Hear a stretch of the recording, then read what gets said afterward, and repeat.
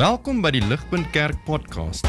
As Ligpunt gemeente is dit ons begeerte om God te verheerlik deur disippels te wees wat disippels maak en 'n kerk te wees wat kerke plant.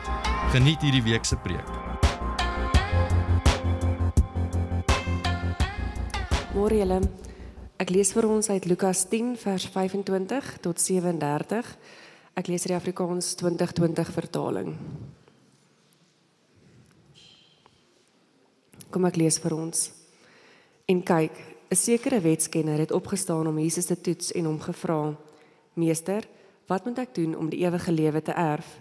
Jesus sê toe vir hom: "Wat staan in die wet geskryf? Wat lees jy daar?" Hy het geantwoord: "Jy moet die Here jou God lief hê met jou hele hart en met jou hele siel en met al jou krag en met jou hele verstand en jou naaste soos jouself." "Jy het reg geantwoord," het Jesus vir hom gesê. "Doen dit en jy sal leef." Maar hy wou homself regverdig en het toe vir Jesus gevra: "En wie is my naaste?" Hierop het Jesus geantwoord: "'n man het van Jerusalem afgegaan na Jerigo en is deur rowers oorval. Hulle het sy klere uitgetrek, hom geslaan en toe weggegaan en hom half dood agtergelaat. 'n Priester het onvoorsiens met daardie pad langs afgegaan en toe hy hom sien, het hy aan die ander kant verbygegaan.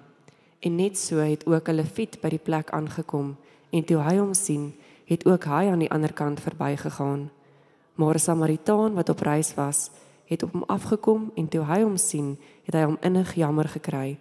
Hy het na hom gegaan, sy wonde verbind en olyfolie en wyn daaroor gegiet. Toe help hy hom om op sy eie rydier, neem hom na 'n herberg en versorg hom daar. Die volgende oggend haal hy 2 denariërs uit, gee dit vir die herbergier en sê: "Versorg hom, en wat jy ook al bestee, sal ek jou betaal wanneer ek terugkom." Wie van hierdie 3, dink jy, was 'n naaste vir die man wat deur die rowers oorval is? En hy het geantwoord: "Die een wat ontferming aan hom betoon het." Toe sê Jesus vir hom: "Gaan maak jy ook so." Goeiemôre Ligpunt. Dit is lekker om hier by julle te kan wees. Baie welkom saam met Gert ons leier, en wil ek julle baie verwelkom. Gaste, as jy vir die eerste keer hier is, my naam is Johan van Aswegen. Ek is deel van die span wat werk by Ligpunt. En dit is my voorreg om vanoggend te probeer kompeteer met die reek van boereworsrolle. En so ek gaan my bes probeer. Ek is opgewonde vanoggend nie net vir die boereworsrolle nie, maar vir die nuwe reeks wat ons afskop. Ons gaan inspring in Lukas 9 tot 19, waar ons gaan kyk na 7 gelykenisse wat 7 kenmerke uitwys van ware volgelinge van Jesus. Ek gaan nou oor 'n oomblik meer daarvan sê. Ek wil net noem, hierdie is ons as Ligpunt se eerste probeerslag op 'n tipe van 'n diakensondag. Dis iets wat ek dink ons elke jaar ten minste 1 keer 'n jaar wil doen en wil op verbeter. Maar ons wil op hierdie Sondag nie net die diakens onthou nie en eer nie, maar ons wil 'n tipe van 'n bewusmaking skep elke jaar van die diakensfonds en die werk wat hulle doen onder ons midde om behoeftiges te help wat deel is van hierdie kerk. En so gaan geniet 'n boereworsrolletjie en onthou die werk van die diakens. En elke jaar is hierdie iets wat ons bietjie meer oor wil doen. Ons gaan vanoggend spesifiek na 'n teks kyk wat ons ook bietjie wil skerper maak in hierdie area. En so voor ek verder aangaan, kom ek bid vir ons en vra ons dat die Here werklik in ons harte sal werk om te hoor wat hy vir ons wil sê. Kom ons bid saam. Dankie Vader, ons het reeds gebid, maar ons bid weer. Kom en werk nou deur die woord. Kom en gebruik my Vader, ek is 'n gefalle wese, vol tekort. Kom, sal U my volmaak met die Gees om U woord te praat en nie my woord nie, maar sal U ons harte ook, almal wat hier is, wat U hiernatoe gestuur het vanoggend, sal U in ons harte werk. Sal U ons ontbloot en weer kom opbou. Sal U ons kom afbreek en weer kom nuut maak. Deur die krag van die woord, in die naam van Jesus alleen bid ons. Amen. So ek wil so 'n bietjie my inleiding begin, 'n tipe van 'n reeks inleiding, maar ook 'n preek inleiding. Ek gaan oplees en het julle geweet dat volgens 'n studie wat gedoen is deur 'n sendingsorganisasie genaamd Operation World, dat 75% van Suid-Afrikaners hulle self beskou as 'n Christen. Hierdie sendingsorganisasie se hart was om statistieke te kry op elke land, so die universele kerk beter vir mekaar kan bid, maar hulle het ook beoog om te kyk watse lande het die minste Christene en waar is daar moontlik geensins Christene nie. En Suid-Afrika, die data terugkom, Suid-Afrika is 75% Christen. Nou die data is bietjie oud, ek dink die data is so 10 jaar oud, en toe dink ek met myself, okay, Suid-Afrika moet vandag 'n paradys wees, as 75% van ons werklik Christene is. Ek het gedink, dink net gou saam met my aan jou ervaring op die pad. Love, joy, peace, patience, dis die vrugte van die Gees. Ek het dit nog nooit op die pad ervaar nie. Op die pad en in die verkeer ervaar ek haat, depressie, angs. En dis net een, dalk kritiese, maar een voorbeeld van waar ek dink ons 'n baie skewe verstaan het van wat dit beteken om 'n Christen te wees. Veral in ons land en dalk selfs meer veral onder ons as Afrikaners. Ek is selfs nie seker presies hoe dit gebeur nie, maar dit gebeur vinnig, dit gebeur baie en dit gebeur maklik.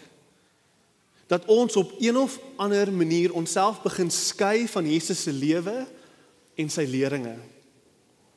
Ons dra die naam van Christen, maar ons volg nie die Christus nie. Nie regtig nie. Of dalk meer oor die algemeen, ons volg hom tot op 'n punt.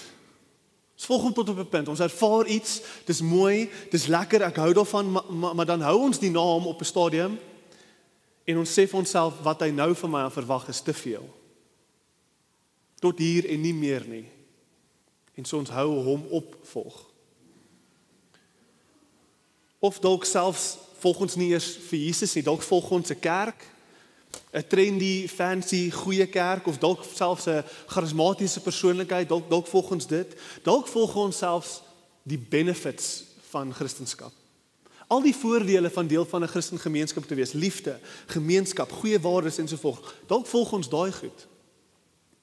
Maar op 'n stadium, when the rubber hits the road, wanneer ons lewens lewe van maandag tot Saterdag, nie op Sondag nie, dan is ons net Christen in naam.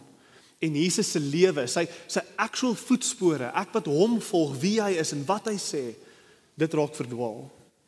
En so waarop dit neerkom is, wat beteken dit regtig om jouself 'n Christen te noem? Ek wil hierdie vraag beantwoord deur te sê die essensie van om 'n Christen te wees is om 'n volgeling te wees. Ek het klaar nou so 'n bietjie daarna verwys. 'n Disipel is 'n volgeling. Dis iemand wat sê ek kies Jesus se manier van doen. Ek kies Jesus se ways. Ek kies sy pad en ek gaan dit probeer uitlewe. Want ek weet my manier werk nie. Ek het ontslaag geraak van my manier. My manier werk nie. Ek as volgeling kies hom al die pad kruis toe. Deur die moeilike goeders, waar ek my kruis moet optel en myself moet opoffer, ek doen dit. Want ek weet aan die ander kant van die kruis lê daar 'n opstanding. Ek volg hom, deur die dik of die dun, deur die moeilik en die maklik. En in hierdie reeks en in vandag se preek, wat Jesus wil doen in Lukas 9 tot 19, is hy wil ons uitnooi om opnuut weer agter hom aan te loop. En soos ons hom volg, wil hy in hierdie gelykenisse ons afgewaterde definisie van godsdiens, hy wil dit uithaal, hy wil dit afbreek, hy wil dit wegblaas. En hy wil ons weer opnuut wys wat dit regtig beteken om 'n Christen te wees, om 'n volgeling te wees. Dis baie interessant, in Lukas 9 tot 19, loop Jesus van Galilea af Samaria toe. En in hierdie 10 hoofstukke deur Samaria, is dit soos 'n vervreemde plek waar deur Jesus loop. Dis 'n tussenin plek. Dis nie Galilea of Jerusalem nie, dis hierdie tussenin plek. Dis eintlik 'n plek van teenstanders. Dis 'n plek van mense wat nie glo wat Jesus en sy volgelinge glo nie. Dis 'n moeilike plek. Dis 'n gebroke plek. En soos wat Jesus hierdie spesifieke gelykenisse kies vir hierdie spesifieke reistog, probeer hy juis hier in hierdie omgewing vir sy disippels leer in hierdie plek, hoe lyk dit om 'n disipel te wees? Hy vertel stories van kenmerke wat behoort waar te wees van almal wat hom volg. Samaria word 'n tipe van 'n metafoor vir die gelowige. Dit word 'n prentjie van ons vandag, wat agter Jesus moet aanloop in 'n wêreld vol teenstanders. 'n Wêreld vol mense wat verskil met wat ons glo en moet wees. En Jesus wil in hierdie tussenin vervreemde plek, wil hy vir ons sê, hierdie is hoe jy moet wees.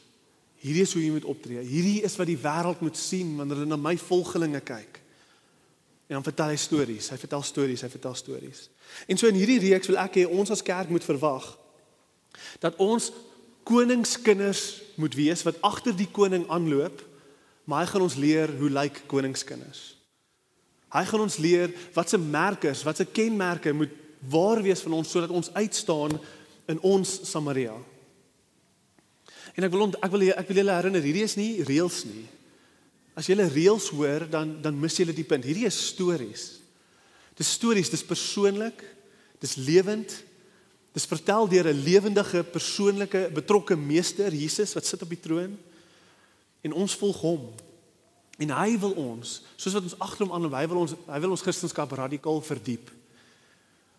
En so kom ons onthou, dit is nie reëls nie. En die eerste kenmerk van 7 wat kom vanoggend, die eerste ene is die kenmerk van barmhartigheid. Ons gaan vanoggend kyk na die gelykenis van die goeie Samaritaan. En ons behoort, net soos wat ons in hierdie ingaan, moet ons, ek wil amper sê, haal daai definisie van barmhartigheid uit jou kop uit, want dis wat Jesus wil doen. Hy wil dit vervang met iets nuuts. En soos wat ons kyk na hierdie gelykenis, wil ek 2 goeders doen. Ek wil eers net die storie uitpak. Wie is hierdie ou en wat gaan in hierdie storie aan? En dan tweedens, amper lesse van die storie, die tweede deel van die preek, wil ek net 3 beperkings uitlig. 3 beperkings wat ons plaas op barmhartigheid, soos wat die storie ons probeer uitdaag. So kom ons kyk na die storie en dan gaan ons lesse uit die storie uittrek.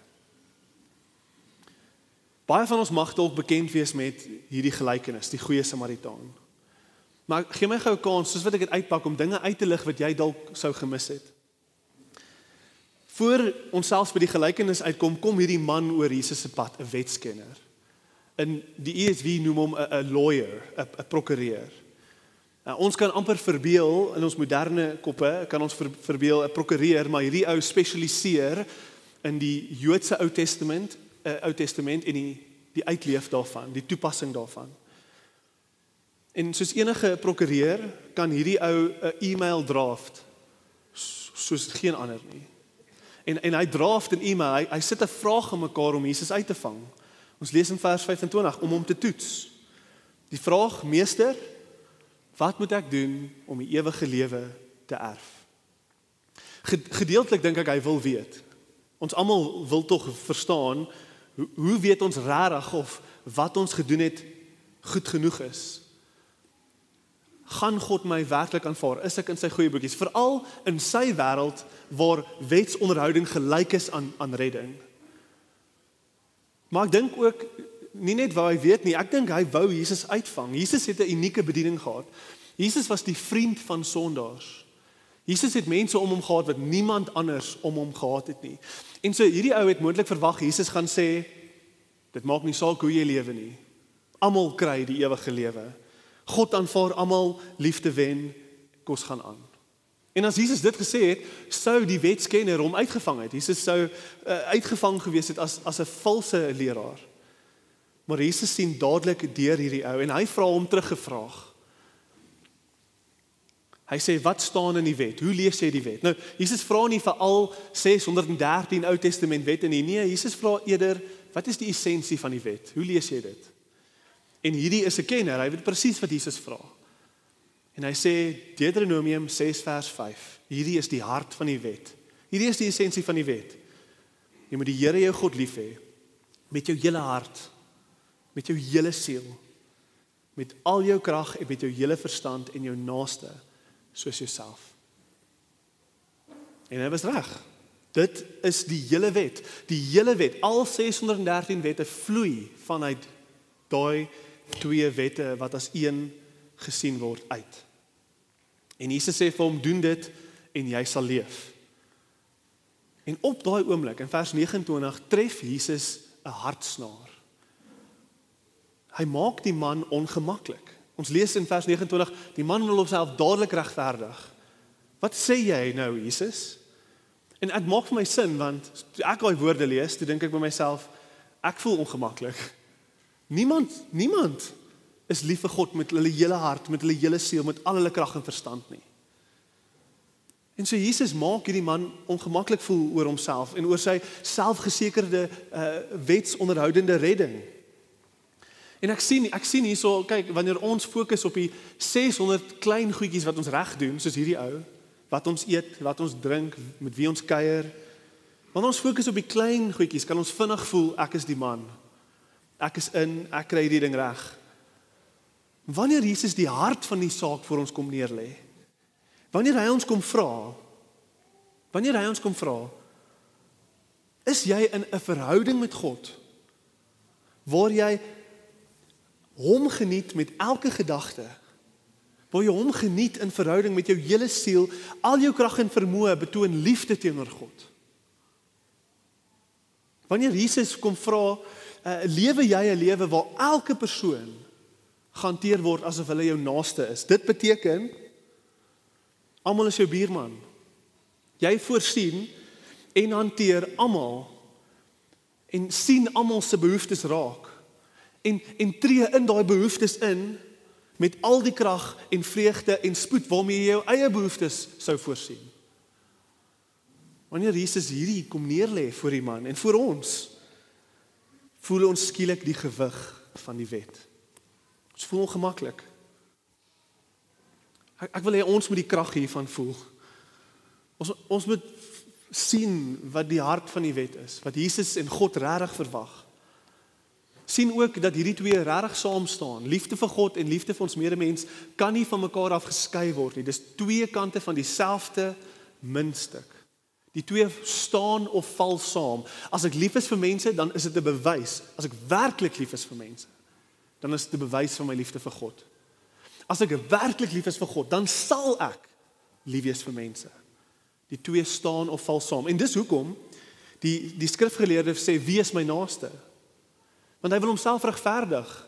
As hy kan bewys hy is lief vir mense, dan kan hy gemaklik voel oor sy liefde vir God.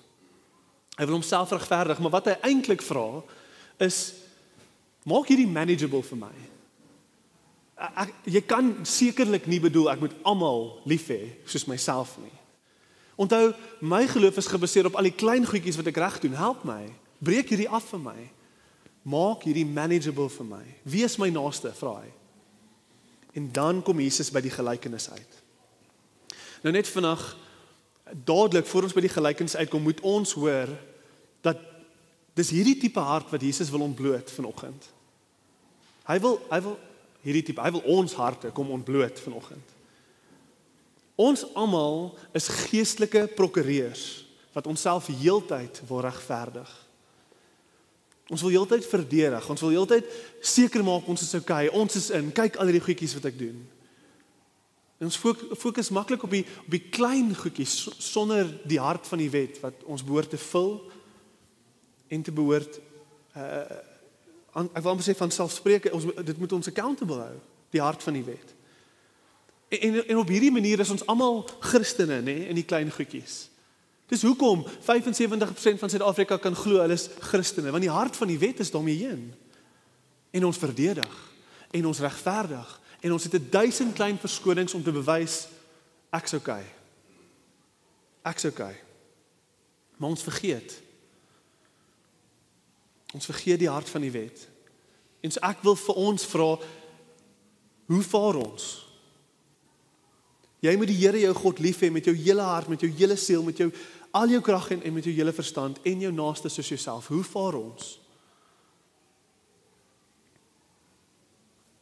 Jesus wil verder nou gaan en indien jy nie die punt is, kom, ontbloot jouself, wees nederig, hou op vashou aan 'n valse sin van jou eie geregtigheid. Jesus wil ons nederig. En hy vra dat ons geestelike prokureurs moet bring na hierdie gelykenis toe wat ek nou gaan uitpak. En die effek van die gelykenis is van so aard dat Jesus ons wil nooi. Hy sê kom bring jou hofsaak, bring jou best case dat jy gered is, bring dit. Bring al jou verskonings, bring al jou mooi verwoorde e-mails, bring jou beste dade, bring dit na hierdie gelykenis toe. En Jesus sê, bring jou geestelike prokureur, want ek gaan hom nou afdank. Ek gaan hom stil maak. Hy moet uit. En ons moet sien wie ons regtig is voor die heilige God. Nou kom ons na die gelykenis toe. Hier kom die storie, dit is 'n bekende storie. Okay? Bekende storie van 'n man op 'n gevaarlike pad, hy word beroof, beseer, en 3 mans kom verby om hom te help. Die man lê daar, totaal en al behoeftig, amper verseker oorgelaat tot die dood toe, indien iemand hom nie kom help nie. As jy jouself net verbeel, gebreekte bene, oop wonde, sy klere is afgeruk, soos wat hulle alles van waarde probeer kry het by hom. Hy gaan of dood bloei, of 'n wilde dier gaan hom kom eet. En dan kom die eerste man verby. Die effek van die storie, hoe Jesus het vertel, is iets soos hierdie. Wonder bo wonder, genade van bo af, hier kom 'n priester verby. Van alle mense. Die guns is by jou, beseerde man. Die guns van God is versekerlik by jou, want kyk, hier is die toevallige man wat oor jou pad kom, is 'n man wat elke dag in die tempel, dis sy werk om mense te help, hier kom hy. Jy is gered, jy gaan okay wees, dis 'n priester. O, wag, wat doen hy? Hoekom stop hy nie? Hoekom kruis hy oorkant die pad, verder weg van my af? Dit kan nie wees nie. Hy het my gelaat tot die dood toe, daar gaan hy. Wat? Daar is weer hoop. Hier kom 'n Lewiet. Hy ken die wet. Hy weet presies wat God verwag. Hy weet presies wat God verwag van hom af. Ons het almal al gesien hoe die Lewiete vir die armes kos vat. Die Here het vandag nie net een nie, maar 2 godvreesende mans oor jou pad gestuur. Jy is gered, jy is okay, moenie worry nie. Nee, dit kan nie wees nie. Hy het my gesien, ek weet hy het my gesien. Hy kan nie maak asof hy my nie gesien het nie. Daar gaan hy, verby my. Ek is dood. Hy het seker iets belangriker om te doen. Hy het seker een of ander lesing vanuit die boekrol van Isaia waarvoor hy nie voor kan laat wees nie.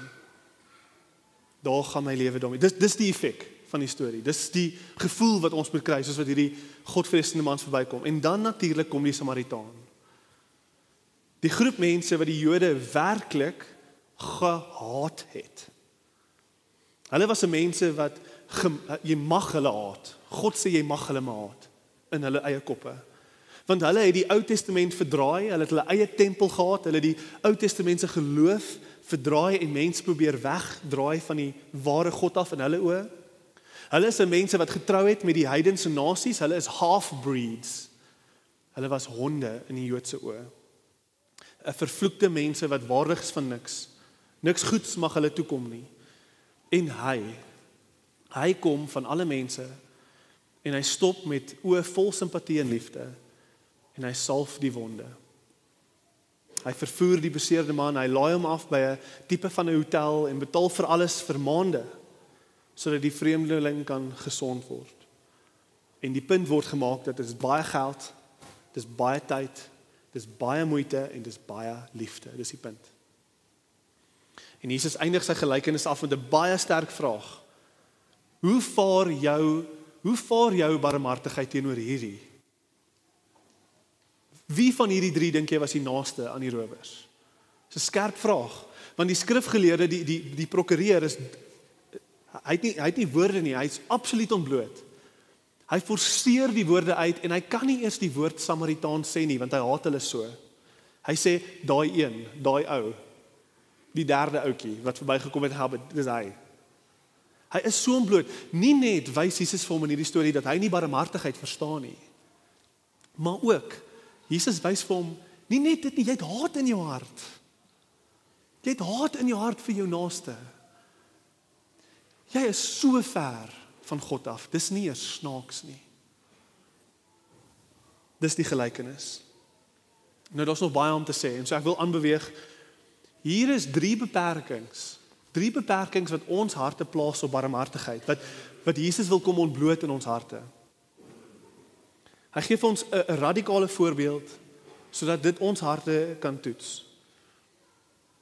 Die eerste beperking is wie moet ontvang, die tweede beperking is hoeveel mag ontvang word, en die derde beperking is wie het die reg om te ontvang. Ons gaan net gou deur hierdie drie. Die eerste ene is wie moet ontvang. Die antwoord volgens die gelykenis is die een wie oor jou pad kom. Maak nie saak wie dit mag wees nie. Hy moet ontvang. Hy moet jou barmhartigheid en liefde ontvang. Die punt wat Jesus maak deur die gehate Samaritaan die held te maak is presies dit. Nie eers is die mense wie ons haat uitgesluit nie. Niemand mag uitgesluit nie. Almal is jou buurman. Absoluut almal. Almal behoort jou naaste te wees, selfs jou vyand. En ons moet dit nie probeer beperk nie. Ons moet nie ons eie limite probeer plaas op barmhartigheid nie. Selfs jou vyand is jou naaste. En die manier hoe Jesus die storie vertel is baie slim, want verbeel jou, jy lê daar dood op die pad. En jy bloei, en jy's kaal, en jy's hopeloos, en jy gaan doodgaan. As jou vyand oor die pad sou kom, sou jy nie wou gehaat het. As hy jou enigste hoop was, sou jy nie wou gehaat het, hy moes jou kom red nie. Hoe kan ons dan sê nee? So hy draai alles op sy kop. Hanteer jou naaste soos jouself, jou vyande bly jou naaste. Kyk, dis maklik vir ons om lief te hê die van wie ons hou. Ons sal baie doen vir ons familie, ons sal baie doen vir ons vriende, ons sal dalk selfs baie doen vir iemand wat soos ons praat, soos ons glo en soos ons lyk. Jesus maak die punt, daai tipe barmhartigheid is nie uniek of spesiaal of buiten die norm nie. Almal doen dit. Maar wat van mense wat uiterlik en innerlik verskil met jou? Jy sal nie weet wat om vir die ou te sê om die braaivuur nie. Jy sal dalk nie eens met hom wil wees om 'n braaivuur nie. Wat van die vreemdeling wat lê aan die ander kant van die rasselyn? Hy is jou naaste. Hê hom lief soos jy jouself liefhet.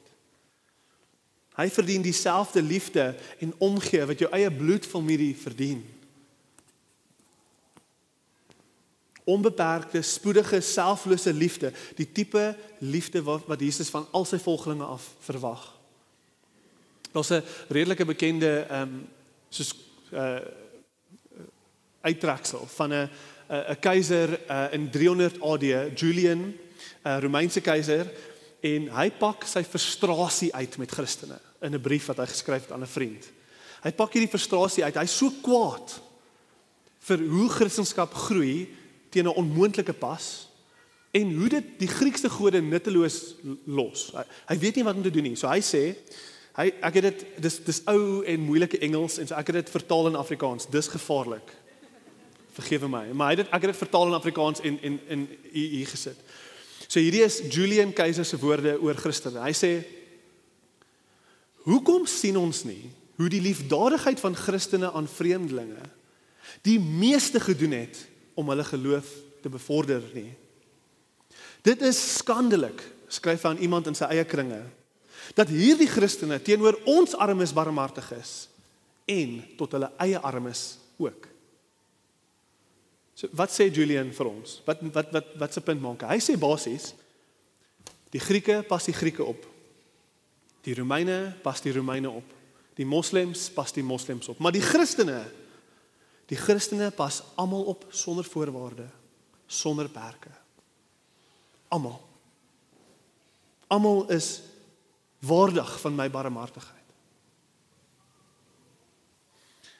Ajith Fernando is 'n pastoor in Sri Lanka, en in 2002 en in 2003 vertel hy hoe 150 kerke afgebrand was en duisende gelowiges doodgemaak was in Sri Lanka deur aggressiewe boeddhiste.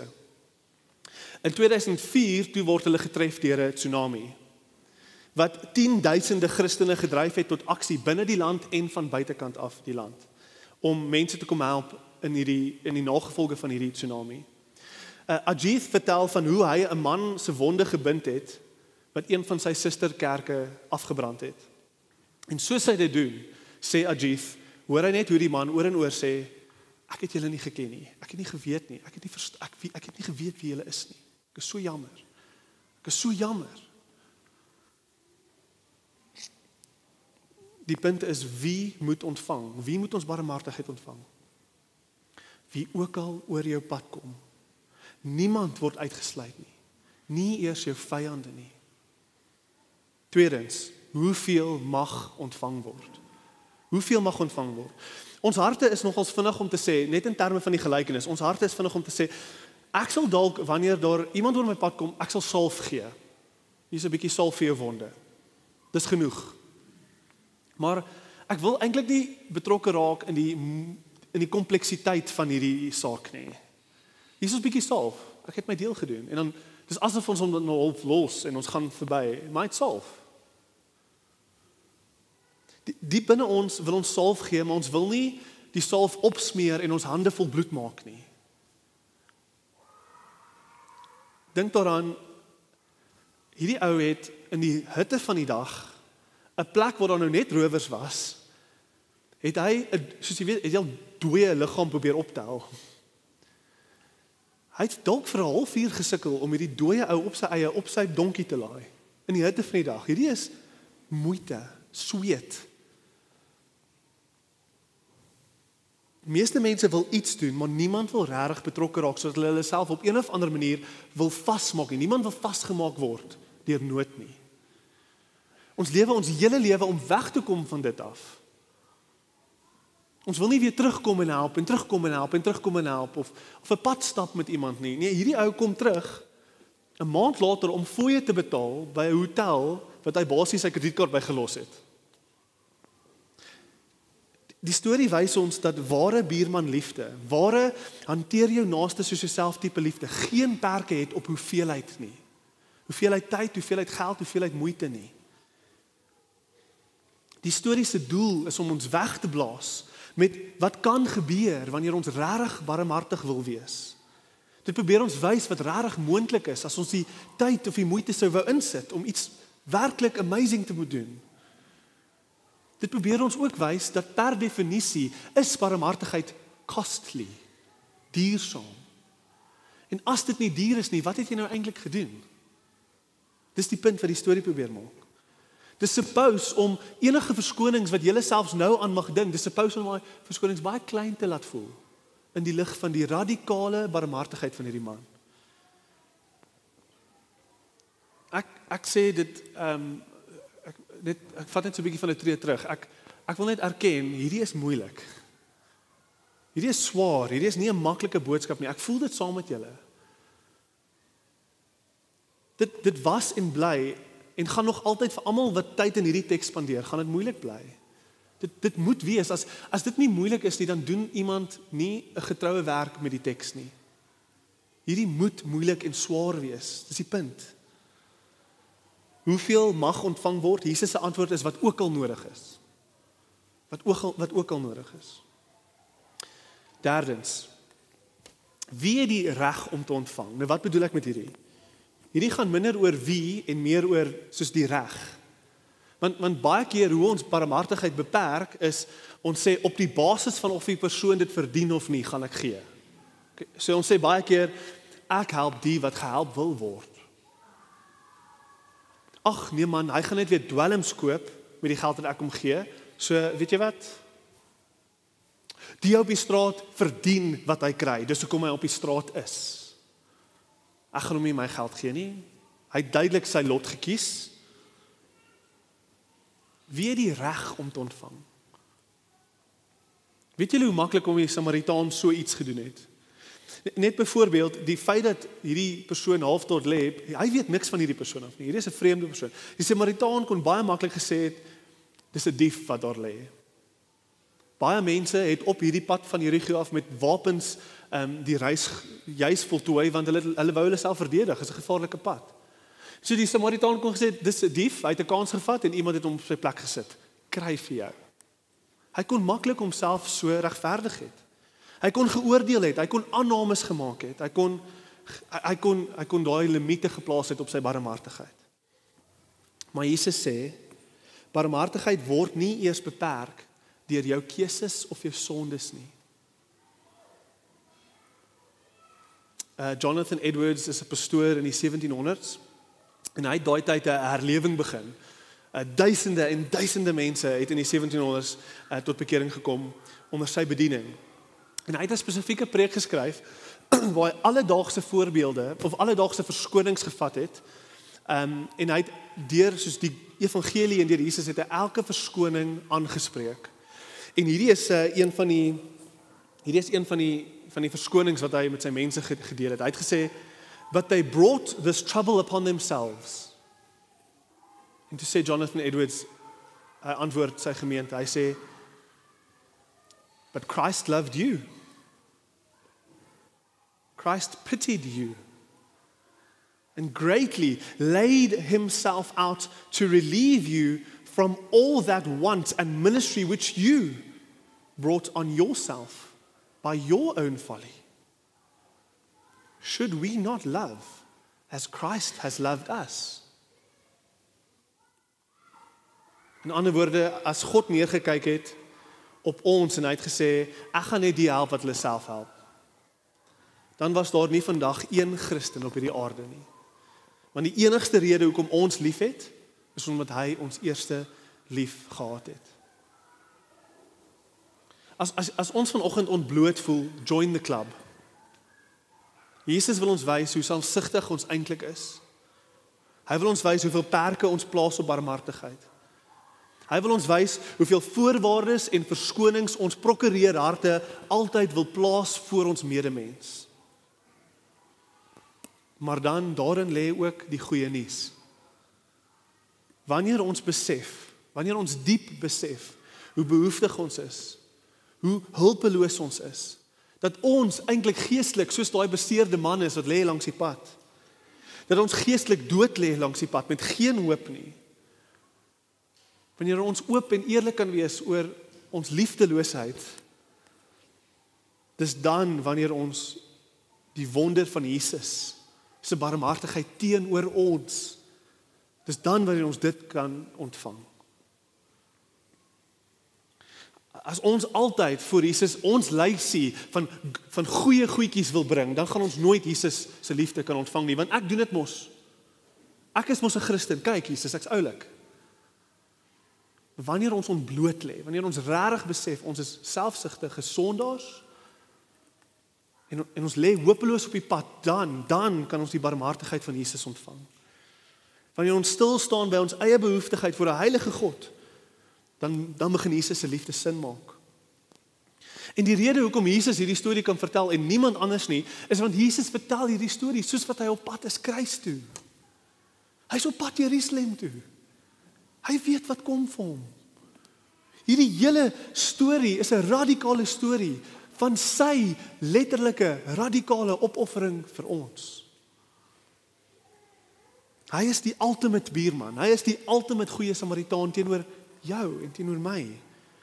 Hy is op pad om sy lewe op te offer vir die wêreld, vir almal. Almal mag ontvang, geen perke nie.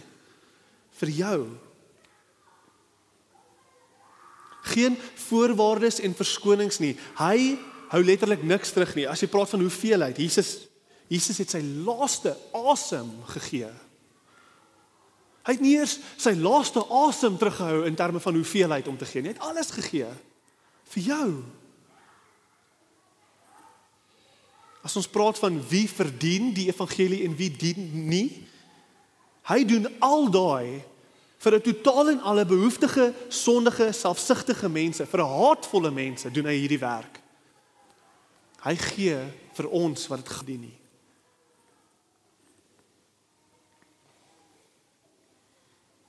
Tot ons nie ontvang by hom nie. Tot ons nie daai liefde ervaar nie. Selfs vanoggend, soos wat jy voel, jy val kort, soos ek.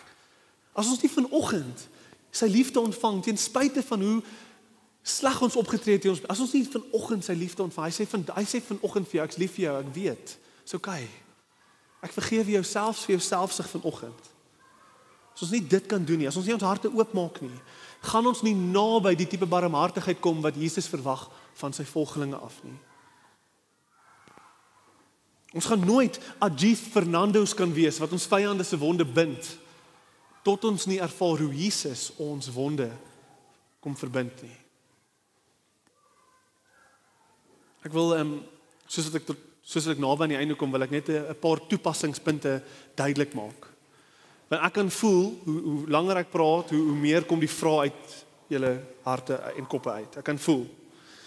En so net 'n paar goeders. Ek het vroeër genoem, wie is die mense wat moet ontvang? Ek het gesê, wie ook al oor jou pad gebring word. Dis die mense wat moet ontvang. En ek dink dis 'n goeie letterlike toepassingspunt. Wie is die mense wat die Here duidelik oor jou pad bring? Dis 'n goeie letterlike toepassingspunt, want die wie is enigiemand wat oor jou pad gebring word, maar dis ook jou pad. Jou pad lyk anders as enigiemand anders se pad hier. Jy kan iets gee wat iemand anders nie kan gee nie. Jy kan dalk nie soveel gee in hierdie area soos iemand anders nie, maar jy kan dalk iets anders doen. Dis jou pad. En jou unieke bydrae tot 'n gebroke samelewing lyk anders as iemand anders se sin. En so wie moet ontvang? Enige iemand wie die Here oor jou pad bring. Maar dis jou pad en dit lyk anders vir almal. Gee op jou radikale manier vir die gebrokenheid van die wêreld. Maar nou, ek verstaan, soos wat ek dit selfs net sê, dink julle almal, maar Johan, daar is 'n oneindige hoeveelheid nood in Suid-Afrika. So sekerlik in Suid-Afrika moet ons ergens 'n lyntjie kan trek, want ons het meer armes as baie ander plekke in die wêreld. So sekerlik gaan ek nie 5 boemelaars op pad huis toe moet gaan oplaai as ek hierna gery het nie, Johan. Jy kan dit nie bedoel nie. Nee, okay, ek bedoel dit nie. Dankie.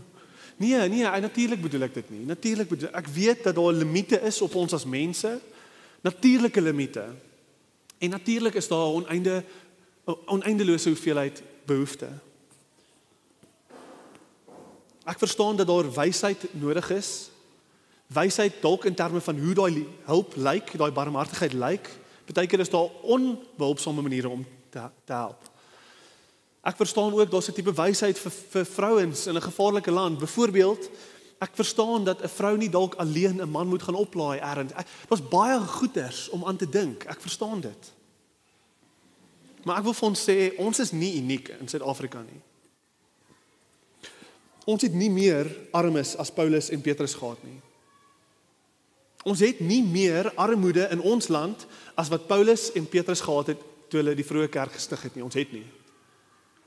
Daai tyd toe die Romeinse ryk die Jerusalem onderdruk het, was daar honderde mense op die straat. Praat van 4 of 5 op pad huis toe. Praat van 30 of 40 armes op pad huis toe. Ons is nie uniek met die hoeveelheid nie. En die hoeveelheid kan nie nog 'n verskoning wees wat ons bring om niks te moet doen nie. Niks is nooit aanvaarbaar nie. Ons moet iets doen. En ek kan nie in 'n halfuur preek, ek kan nie al die wysheid probeer uitpak van hoe en waarom en wat en wanneer nie. Ek kan nie, dis te veel en te kompleks. Maar ek wil dit sê. Ek wil afsluit en sê, die armes bly die kerk se probleem. Die armoede in enige land bly die kerk se verantwoordelikheid, nie die regering se nie. Jesus roep sy kerk om armoede aan te spreek. Hy roep ons om almal barmhartige Samaritane te wees in 'n gebroke wêreld. Geen regering kan hierdie probleem oplos nie, want niemand het hierdie radikale liefde wat ons het nie, om te kan gee nie. In elke versie in die Bybel, elke hoofplek in Handelinge, praat hulle van 'n liefde en belangrikheid en prioriteit van die armes. Dit is 'n groot tema in ons Nuwe Testament. En so, die armes bly die kerk se probleem. En ek kan nie al die probleme oplos nie, maar ons moet saam. Ons moet saamwerk om hierdie probleem op te los. Ek wil afsluit met 'n dankie. Ek wil afsluit met, ek weet hierdie teks roep ons tot baie, maar ek dink dit is absoluut geregtig om vanoggend dankie te sê. Ek wil afsluit deur te sê dankie ligpunters vir julle radikale barmhartigheid hier in hierdie gemeente. Daar is goeie Samaritane hier in ons kerk, baie van hulle. En ek wil dankie sê. Ek kan honderde stories vertel, die diakens kan 10.000 stories vertel. Ek wil dankie sê vir ons diakens, ek wil dankie sê vir almal wat al daai fonds geondersteun het. Die eerste en obvious mense wat die Here oor ons pad bring, is die behoeftiges in jou eie gemeente. En so ek wil dankie sê as jy al daai fonds geondersteun het en as jy betrokke is by die diakens op een of ander manier. Dankie dat julle werklike praktiese nood maand tot maand aanspreek. Dankie. Dankie dat julle Jesus se voorbeeld probeer volg. Ek wil afsluit met hierdie preek en sê mag hierdie dien as 'n bemoediging dat julle die regte ding doen. Julle doen die regte ding, hou aan, moenie moedeloos raak nie. Hou aan die lang pad stap met mense, hou aan julle hande vuil kry. Ek weet vanoggend se woord is dalk vir van ons 'n uitdaging. En dis okay, dalk roep die Here jou om op bietjie meer betrokke te raak, om jou hande bietjie vuil te kry. Ja, dis reg. Maar ek wil net sê ons gemeente staan uit op hierdie vlak. Ons doen. En ek wil weer eens oor en oor sê dankie vir alles wat julle opoffer vir Jesus en vir sy mense en vir sy koninkryk. Kom ons sluit af en bid saam.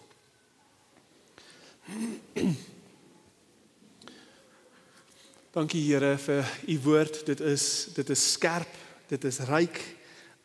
Dit spreek soveel in ons harte aan, Vader. Mag ons hoorders wees en doeners wees van die woord. Mag ons nie net hoorders wees nie.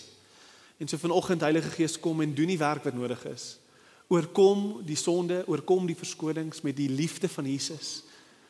Vader, dalk is daar van ons hier wat so gebroken voel, hulle wil net hoor, Jesus bind hulle wonde. Heilige Gees kom en stuur die liefde van Jesus tot diep in daai persoon se hart en kom bind daai wonde. Tel hulle op vanuit hulle plek van seerheid. En Vader, ons wil net vir u al die eer gee, vir die werk wat u gedoen het deur die krag van die Gees om mense te lei tot radikale opoffering. Dankie. Ons prys die heilige naam dat u ons so gelei het deur die Gees. Mag u aanhou, mag ons aanhou hierdie tipe radikale barmhartigheid uitleef teenoor ons kerk, teenoor ons land.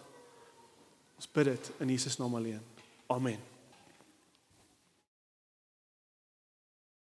Vir meer inligting oor Ligpunt Kerk, besoek gerus ons webwerf op www.ligpunt.com of kontak ons gerus by info@ligpunt.com.